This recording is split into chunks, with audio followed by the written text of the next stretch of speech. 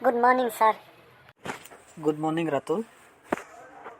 ৰাতুল আহা, আজি আমি কুইজ প্ৰতিযোগিতা খেলোঁ। মই প্ৰশ্নগিলাক ক'ম, তুমি যদি ক'ব পাৰা চবগিলা কাৰেক্ট আনচাৰ দিব পাৰা তোমাক মই এখন পুৰস্কাৰ দিম দে। Okay, sir. মই আশা কৰোঁ মই আপোনাৰ পৰা পুৰস্কাৰ জিকিমেই। আপুনি মোক কৰক প্ৰশ্নবিলাক মোক কৰক। তুমি কোৱাচোন যে ভাৰতৰ প্ৰথম মহিলা ৰাষ্ট্ৰপতি কোন আছিল?